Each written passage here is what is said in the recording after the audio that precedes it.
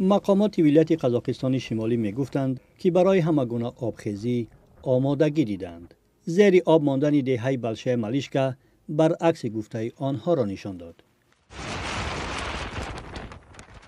ویدیوهای الهام بخش که خدمات مطبوعات حکومت نشر کرد وضع فاجعه بار را نشان نمی دهد. به گفته ساکنان مردم از بلشه مالیشکا کوچانیده شدند زیرا خوف آبخیزی زیاد است. چند روز پیش ساکنان یک دهه دیگر ناحیه قزلجر در شبکه‌های اجتماعی نوار سربندی را نشر کردند.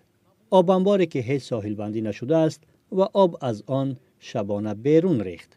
مردم رخنه‌ها را بستند تا خانه‌های خود را از آبخیزی محافظت کنند. ساکنان میگویند مسئولین وعده دادند که سدهای مستحکم می‌سازند.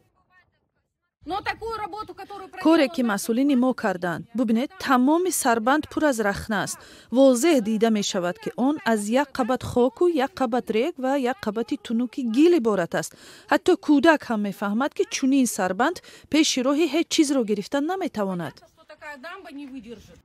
بهار سال 2024 نیز دهه پریبرژنی زیر آب بود و مردم از آفت طبیعی به گونه نجات یافتند. آنها به سیل‌های هر ساله عادت کردند و از مسئولین خواستند حد اقل راه را حفظ کنند. زیرا حالا دهه در احاطه آب مانده است و یگانه راهی رسیدن به دهه با کشتی است.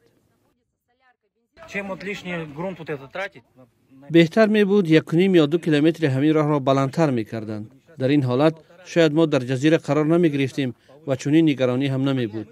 ما مثل آدمان متمدن آرامانه راه می کردیم. وزارت حالتهای اضطراری نیروی خود را اساساً در نواحی ولایت قزاقستان شمالی که وضع خیلی وزنین است سفربر کرده است. اما آب به مرکز ولایت شهر پتروپاولوسک نزدیک می شود. بعضا در زندگی چنین حالتها هم پیش می آیند. حالا این دویم اوشونه است. اوشونه یکم در زیر آب است. حتی تریزه هم دارد. در همین حال اداره هواشناسی قزاقستان تا یک اندازه پست شدن سطح آب دریای اشیم را ثبت کرده است. در نزدیکی این آب انبار تقریباً 10 دهه از جمله پتروپاولوسک جایگیرند.